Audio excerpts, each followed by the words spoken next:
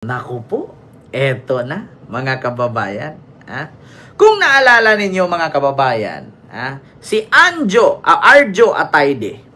Arjo Atayde.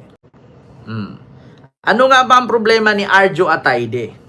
Mga kababayan, itong si Arjo Atayde, na-issue po ito dahil nakitaan po siya ng picture na kasama ang mga diskaya.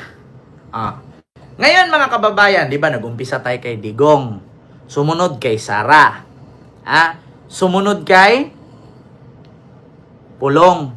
Ito, pang-apat. Ano yung pang-apat? Kay Baste. Hirap nito eh. Si Digong, malubha na ang sakit, mamamatay na, hindi maka-attend ng hearing. Si Sara, mabubuksan ang bank account sa pamamagitan ng ombudsman. Si Pulong, hindi pa inimbestigahan, umaaray na. Eto, sunod, si Baste. Mga kababayan, 51 billion.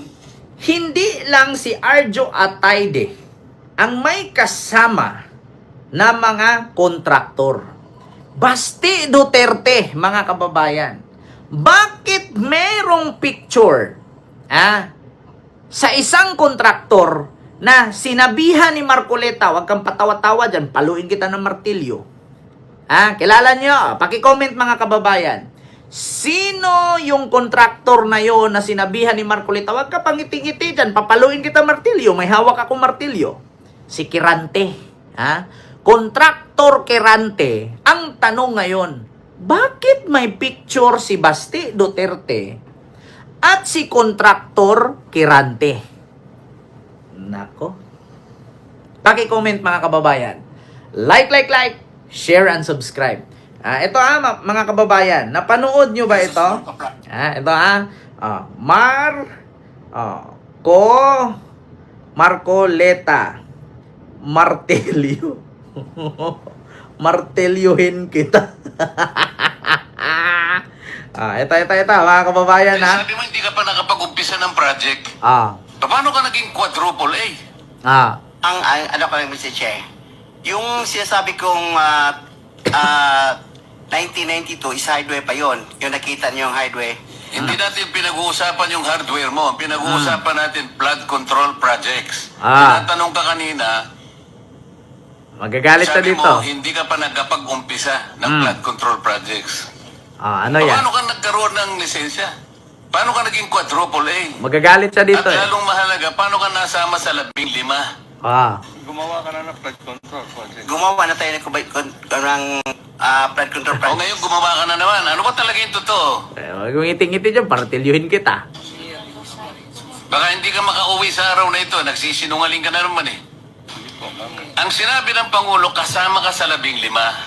Tama, Mr. Huwag Che. mong mamaliitin ito. Pagkatas dito, aartihin mo kami. Sasabihin mo, hindi ka pa nagumpisa. Nagumpisa ka isang hardware. May problema dito eh. Ano na yun, history lang yung sinasabi ko, Mr. Che. Ano na yung totoo? Yung totoo, may lisensya na tayo na quadruple A ngayon. O ngayon nga, ngayon meron ka ng quadruple. Yes, Mr. Che. Maingan nyo Ilang project ka na-execute mo na? Marami na eh. O kanina sinabi mo, hindi ka pa nakapag-umpisa eh. Meron akong hawak na martilyo rito, sinasabi ko sa'yo. Gigil na gigil si Marcoleta. Meron ko hawak martilyo dito. Sinasabi ko sa'yo. Pukpok sa'yo to. Kilala nyo yun mga kababayan. Narinig nyo. Yun po ay si kontraktor Kirante.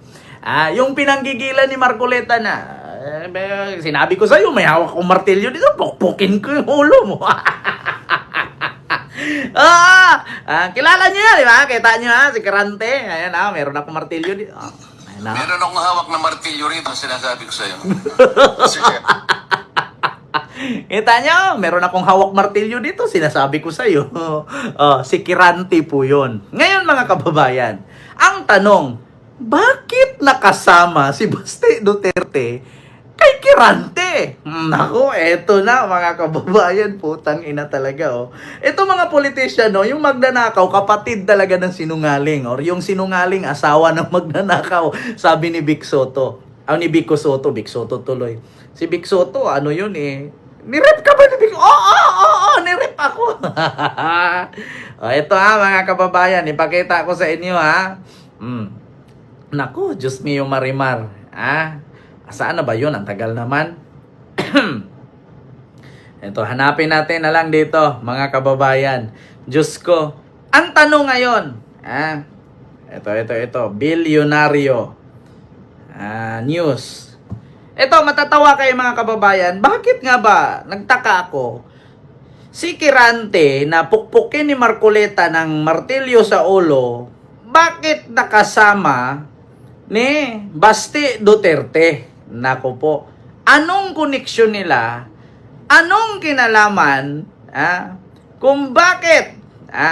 Nako. Ito. Saan na ba yun? Nako. Ito. Pakinggan ninyo Huwag kayong magalit. Unahin kong bigkas dito. Rapi Tulfo. Bong Revilla. Kapatid ni Chis Escudero. Basti Duterte. Nakasama ni Kirante, yung pupukpukin ni Marcoleta. Si Quezon City 1st District Representative Arjo Atayde ang nakuhanan ng tinatawag na resibo. Ayan, Levitsom Trolin, maraming salamat po sa yung 25 super sticker. Thank you so much po. So hindi lang pala si Arjo Atayde ang nakuhaan ng resibo ng mga netizen. Pati si Basti Duterte, damay! Nako, ang sabi ni Vico Soto, ang sinungaling, asawa ng magnanakaw. Ang sinungaling, kaibigan ng magnanakaw. Spotted din sina Senador Francis Escudero, Rafi Tulfo at Mark Villar, kasamang isa pang government contractor. Ang detalye sa agenda report ni Dexter Ganibe ng Abante. Nako, eto na. Sa nagpapatuloy ng mga investigasyon sa flood control scandal, maraming naglutang ang larawan ng mga kontratista kasama ang ilang politiko. Pero sa 15 kontratista na binanggit ni PBBM matapos ilunsad ang isumbong sa Pangulo website, ang mag-asawang Diskaya at mga kumpanyang nakakabit sa kanila at may-ari ng Wawaw Builders at Sims Construction Trading ang sumailalim sa matinding pagtatanong sa Senate Blue Ribbon Committee sa pinakahuling pagdinig. Present naman ang 15 sa nakalipas na mga hearing dahil sa sampina na pinadala sa mga hindi nakadalo noong nakaraan. Si Lawrence Lubiano na may-ari ng Centerways Construction ay nag-isa pa lang sa Kamara kung saan kinumpirma niya ang pag-donate ng 30 million pesos sa 2022 campaign ni Senator Chis Escudero na una na rin inamin ng dating SP. Ang may-ari ng QM Builders na si Alan Kirante hindi pa nahalukay ang kanyang mga koneksyon. Pero sa isang Reddit post ng isang user na Moist Survey 1559, inisa-isa nito ang mga ugnayan ni Kirante at ng kanyang pamilya. Patay. Sa kanyang post, pinakita ang larawan ng kasal ng anak na lalaki ni Kirante. Nako! Kasama si Senador Rafi Tulfo na ninong At ng asawa ni kasal. Tulfo. Ibig sabihin, kumpare ni Senator Rafi. Kumpare ni Rafi Tulfo. Ang anak ni Kirante ay isa ring kontratista gamit ang kanyang kumpanyang Adamant Developmental Corporation na nakakupo ng 48 million peso project sa Argao, Cebu nito lang June 2025. Ang kapatid naman ni Senator Cheese na si Det na kinatawan ngayon ng Sorsogon 1st District ay nakapangasawa ng isang negosyanteng Kirante na nasa cosmetics business. Isa pang larawan ay kasal ng Bong isang Revilla. gentleman Kirante kung saan kasama nila si dating Senator Bong Revilla at sinasabing present din daw dito si nooy DPWH Secretary Mark Villar. Nako. Ang kumpanya ni John Leven ay minsan nang nakakuha ng 48 million pesos na kontrata sa DPWH noong 2024. Isa pang Jonathan Kirante ang nakitang kasama sa larawan, si dating Cebu Governor Gwen Garcia sa Nako. pagbubukas ng kanilang hotel. Ang Nako. construction company ni Jonathan ay na-awardan ng 96 million pesos na kontrata ng DPWH noong 2023. Magkakasama naman sina Davao City Acting Mayor Basti Duterte, Mayor Junard Ahong Kirante Chan, at Marino Party List Representative Sandro Gonzales na VP. Kita nyo? Si Basti Duterte. Sumabit. Ayun na. Kasama. Kasama si Basti. Patay kang bata ka. Hindi nyo naman sasabihin nagpa-picture lang kasi sikat ka. Once na may issue to, mai-issue ka talaga. Labo-labo na. Yung isang senador, kumpare. Yung dating senador, kumpare. Yung Senate President noon, kumpare. Huwag mo sabihin, pati ito, kumpare din. Ano yung kamay nila? Dinikit lang, editing yan. Edit yan, AI. Nako, mga kababayan. Kita ninyo? Si Digong, malubha na ang sakit, di maka-attend ng hearing. Si Sara, posibleng mabuksan ang bank account sa pamamagitan ng ombudsman. Si Pulong, hindi pa iniimbestigahan na guilty, umaray na. Si Basti, yung layo-layo ni Kirante na dawit pa rin. Putang ina. Baka tanongin nyo, si Kitty Duterte, ba't hindi mo isali? Isali natin sa Nipo Babies. Yung mga nagpe-flex ng mga luxury bags, sabit pa rin silang lahat. Mga magkakapatid, Sara, Pulong, Basti, Kitty, sabit. Mga politisyan, magulang Kaya sabi ko sa inyo mga kababayan, lahat.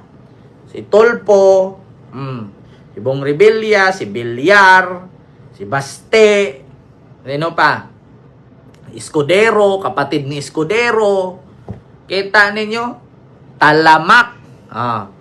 Hindi, ito mga kababayan, hindi po ito fake news. Galing po yan sa Bilyonaryo News. Si Baste.